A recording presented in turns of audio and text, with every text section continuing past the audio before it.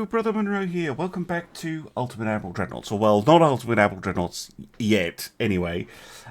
This video is all about a mod that I myself have written with the help of others, the Dreadnought Improvement Project. It is available on Nexus Mods right now, and you can see the link up here at the top in the URL bar, but I will as well have it on screen, and I will put it in the video description if you want to have a look. And I've been playing around with this for a month and a bit. If you've been watching my Japanese campaign, that's all been done using this mod of various versions, but this is the release version.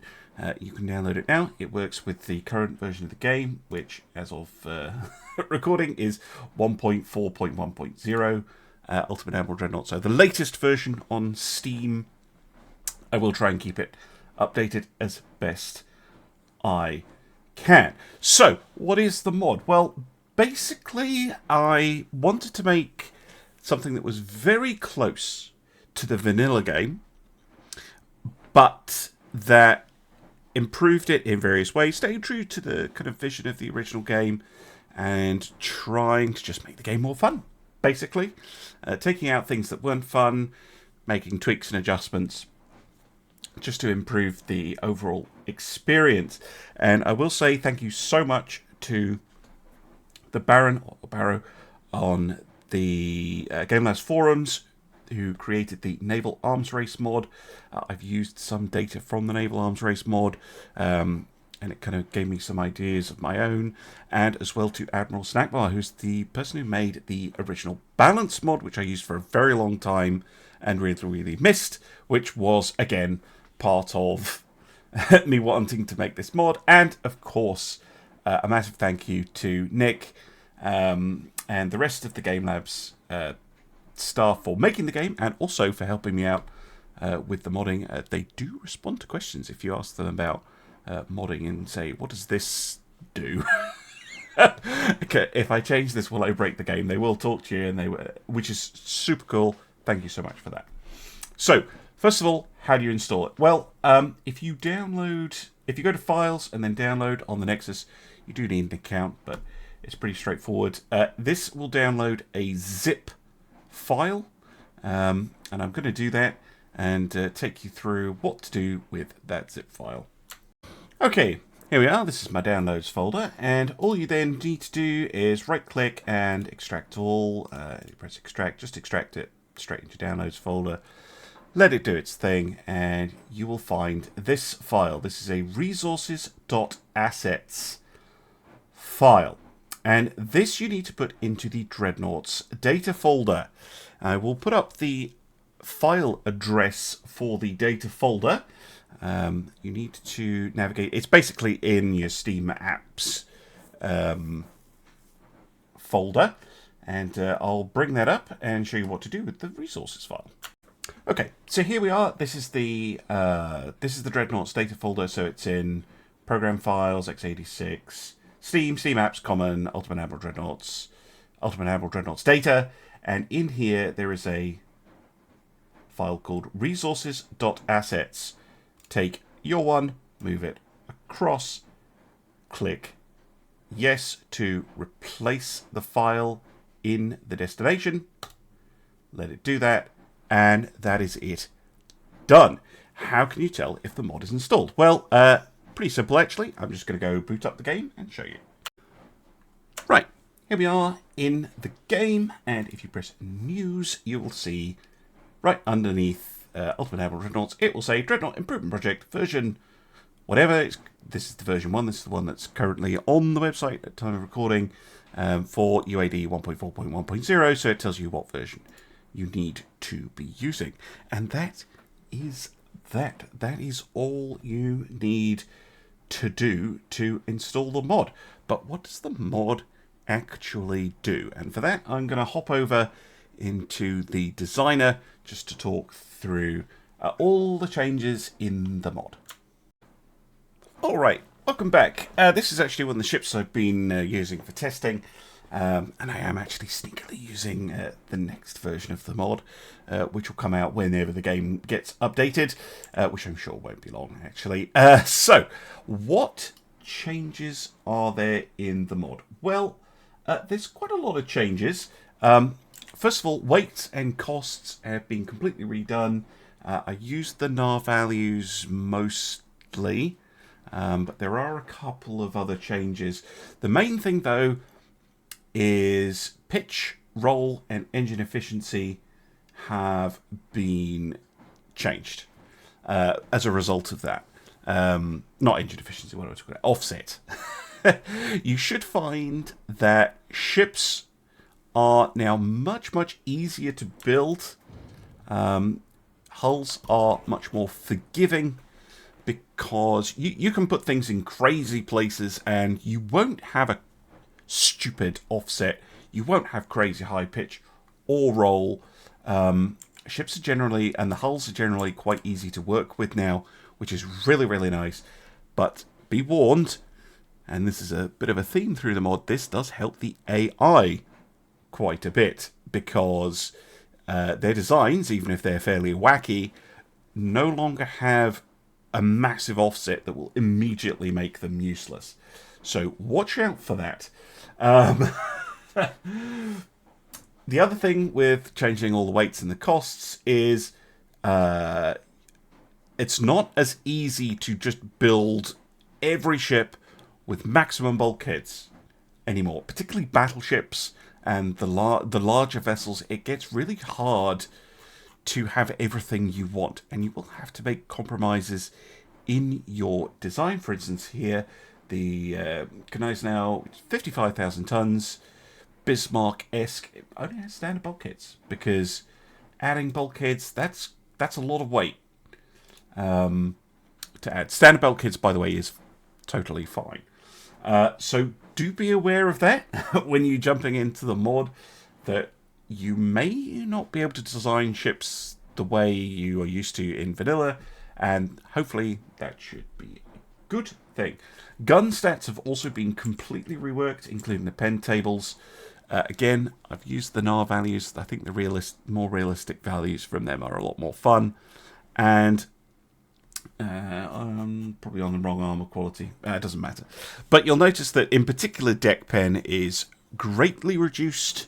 And this means that ships really don't need as much deck armor as you would in the vanilla game. And unless you're getting like really late game, deck pen is going to be pretty low. So you can get away with much more realistic armor schemes. Speaking of armor schemes, the armor limits, if you are running into those in vanilla, those are very, very gone. Well, not gone completely. Definitely run into them on destroyers, but in general, you can put more armor on if you want to. You can armor your ship up in new and interesting ways if you wish, but overall armor is a little bit more forgiving in terms of what you want to do with it, and qualities overall are higher, so you need less of it, which is a good thing too, because armor, now you can see I have access to these ones at the moment, no longer gives you any form of weight reduction whatsoever. The later ones do give you a resistance bump, which is pretty nice. You can get up to 200% armor quality with Modern 2. Again, pretty damn nice, but yeah, none of these give you any magic weight reductions at all, which means that if you're refitting, that's great. You can just upgrade the quality, no problem, and it certainly helps the AI. But yeah, if you're not used to that, if you're used to going into a refit and getting loads of weight back when you go up to Modern 1 or Modern 2 from Krupp, say, that doesn't happen anymore. It just doesn't happen. The other thing I've done with armors is they become obsolete a bit quicker. So this should help, particularly when you get to Krupp 1, basically all of these become obsolete straight away, or nearly straight away. And then when you get Krupp 2, Harvey drops off as well. And then you should have access to most of the Krupps. And then once the moderns come along, I think when you get Modern 2, Krupp 3 drops off. So it helps the AI keep up to date with the player because it doesn't have the option of choosing worse armor techs. Still perfectly valid if you want to save money, because of course Mod 1 is significantly more expensive than the Crips. So there's kind of like three families: the Iron Plate to Harvey, the various Crips, and the two moderns. There's kind of a little bit of a jump as you go up to each one. So again, very, very different how all of that works. And the same is true a little bit of the Citadels, in particular Turtleback, aka Citadel 4, where is it there? This has been reworked because, well, basically, especially if you're new to the game, it doesn't make sense that Turtleback is actually, in some ways, superior to All or Nothing, i.e. the level 4 tech is better than the level 5 tech. So all I've done is this is a smoother progression. 4 is better than 3 and 5 is better than 4. If it's ahistorical, tough. Generally speaking, if there's been a decision between, it's historical or gameplay, ease of use, I've gone gameplay or ease of use. Naval Arms Race, which is amazing, is an option if you want that super historical kind of approach to modifying the game, and NAR is great if that's what you're wanting. But I wanted this mod to take a slightly different approach. Speaking of things that changed, propellants as well have been completely adjusted. They no longer give you any form of damage boost. That's all on the bursting charge and the shell type. The propellants no longer have that stat. And in general, what you'll find is that range, penetration, and muzzle velocity are now linked. So if you have a more powerful propellant, like Cordate 1 here, you get extra range, you get extra pen, the shells go faster, but they don't necessarily go where you want because of the -10 accuracy, and they're quite dangerous because it goes boom. Whereas tube powder gives you a bit of gun reload time, like it does in vanilla. Actually gives you less range because the shells aren't going quite as fast, because it's a safer, less explosive propellant, basically. So it actually, and I really like this change. I use Cordate. I've been using Cordate in the Japanese campaign, but tube powder builds are perfectly doable. But you might want to either consider light shells if you want to really double down on the fast firing, but tube powder now pairs really well with the super heavy shells because that makes up for some of the lost pen, basically. So you've got a very safe propellant which lets you use these big shells, basically, is how you can do it. But super heavy tube powder is really quite interesting because that lets you hit decks quite well because there's slower shells, so they go in more of an arc. As well, rangefinders have been reworked. Coincidence and stereoscopic are now the same cost, 10%, and in fact all rangefinders are the same cost, and as well, basically only the latest 2 levels of rangefinder are current. This helps the AI stop, making a ship with, a modern battleship with a Coincidence 1 rangefinder or something stupid like that. It now has to use an up-to-date rangefinder, and because there is no weight difference between changing a rangefinder when you refit a ship or the AI refits a ship, it can easily upgrade the rangefinder. There's no reason for it to be stuck with an old rangefinder, which is also very, very nice. Now, one thing you eagle-eyed viewers may have spotted is that battleships don't get acoustics anymore, nor do battle cruisers, and nor do heavy cruisers. Yes, I know it's not historical. It's for gameplay reasons, because with some other changes, which I'll get to in a minute, having no acoustics on the big ships is a really important gameplay feature. If I actually jump into a heavy cruiser, you will see that it as well does not get access to acoustics. Why is that? Well, if we hop into a destroyer quickly, one of the things that has changed significantly are torpedoes. Torpedoes now do roughly quadruple the damage that they did in the vanilla game. Although anti-torpedo is better, torpedoes do a lot of damage. This is a piddly little 18-inch standard torp doing nearly 10,000 damage on a hit. Very, very dangerous. And because they are very, very dangerous, you need light cruisers and you need destroyers to look after your bigger ships. Otherwise, someone will come along and torpedo you, and you will not have a fun time. So be aware, your big ships can no longer spot torpedoes by themselves. The AI has also had its ability to spot torpedoes nerfed.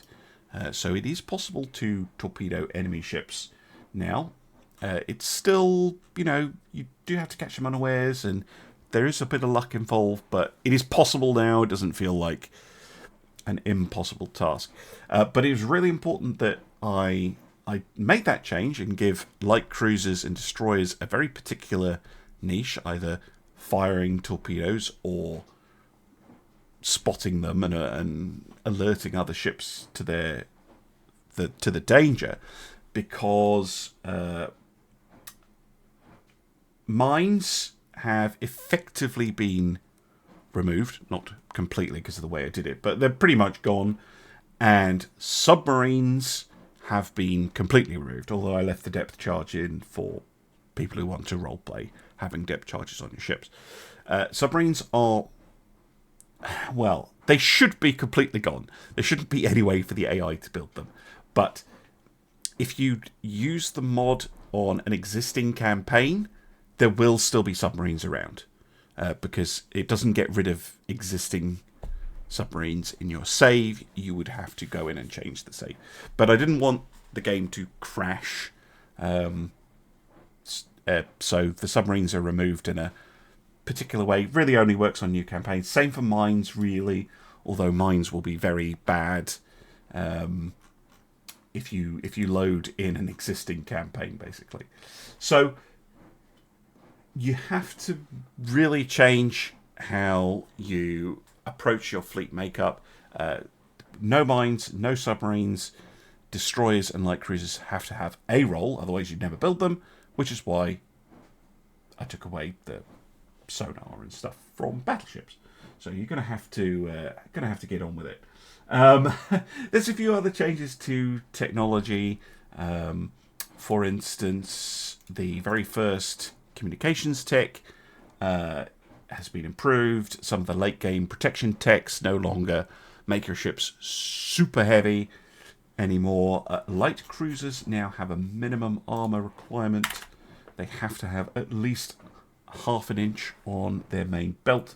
This is to try and encourage the AI to put armor on its light cruisers, although light cruisers in general are very easy to build in this mod, so there's really no excuse for it. That's pretty much it for ship building, and I've mentioned some of the campaign changes, some of the battle changes. Other things to talk about, partial pens. If I go back to our battleship, partial pens used to, in the vanilla, or do if you're playing the vanilla game. If we look at this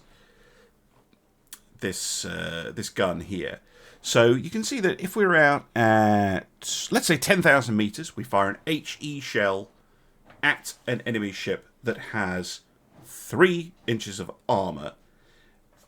We know we're not going to get a pen, and we might get a partial pen. That's fair enough.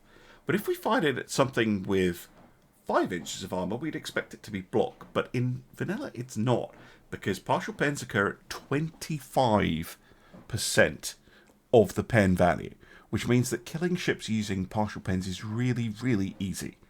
I've changed that. It's now 75%. So you need a lot more pen to get a partial than you do in vanilla, which means that overall ships take less damage, which is really changes up how you play, because you can't whittle a ship down just through partial pens anymore.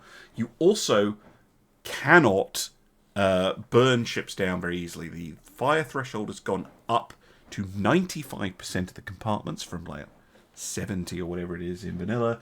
Fire chance is less, so that's very difficult. It is still possible, especially if you get like an ammo debt or something and the whole ship goes on fire at once. You will insta-kill the ship. That can still happen, but burning a ship down like a battleship with 6-inch guns, not really very doable anymore. Overpens are much less common. You need to be, I think it's triple the pen to go right through the other side. So if we have, let's say, our 18-inch of pen, that is only going to overpen if it's triple what it needs to be. So, you know, you're not going to be overpenning very much unless you're firing very high-end shells against very thin armor. In this case, that would be, 6 inches. So something with less than 6 inches of armor, that 18-inch gun is going to go through and cause an overpen. But anything more than that, and it won't. So that means that, overpens are a lot less common, but when they do happen, they also do a lot less damage. Just to simulate the fact that it's just a hole in your ship now, and it's gone right through. That's really useful for HE as well. Like that 3 inches of HE, and if there's something has an inch or more of armor, it is not going to overpen. So overpens against, like cruisers say, it's not going to happen. You can see a bit further in the mod. I'm still struggling with smoke causing some problems. I have tried a couple of fixes lately, but the current version, there is a bit of a problem. But you can still see ships and you can shoot them in smoke, which is kind of cool. Close range engagements are very, very dangerous. You will probably be fighting further away than you are used to in the vanilla game. Battleship combat no longer will be, modern battleships closing to 10,000 meters and still not killing each other. No, if you're at 10,000 meters, that's going to be pretty deadly pretty quick. And in general, weather effects are less common as well. So, it's not going to be sometimes in the vanilla games, it's like, it's a storm again, and I can't hit anything, I can't see anything, and this isn't fun. That I've tried as best I can to kind of adjust and to make a little bit better. In terms of the campaign, there's been a number of things that I've tried to improve. The big one is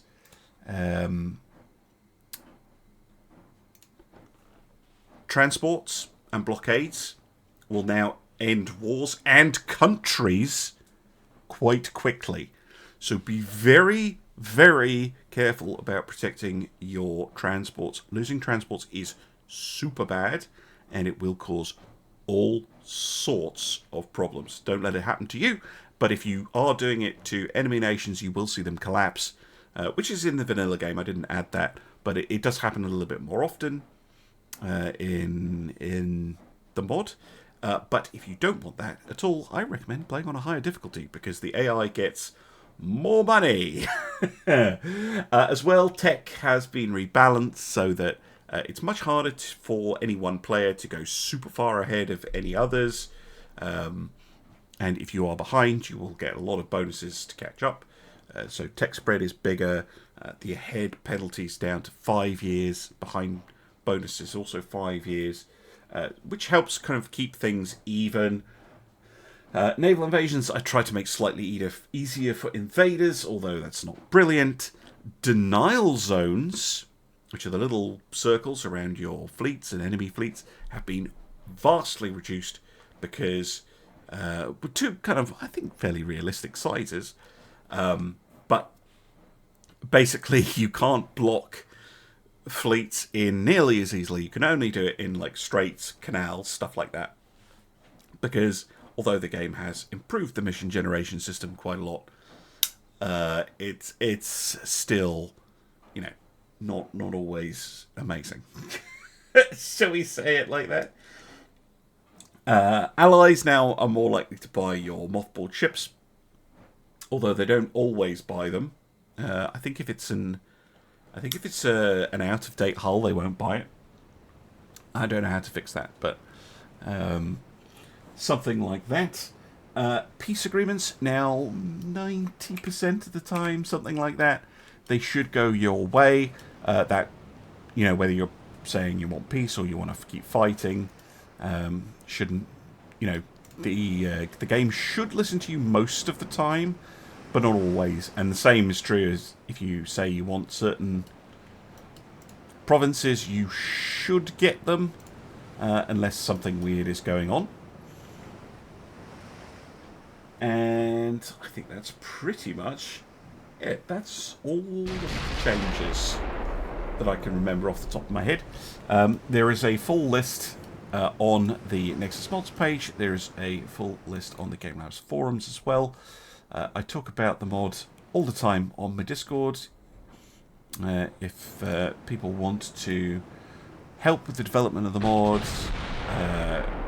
make suggestions for changes, I am very open to that. We've got a couple of partial plans on the casements. Very nice.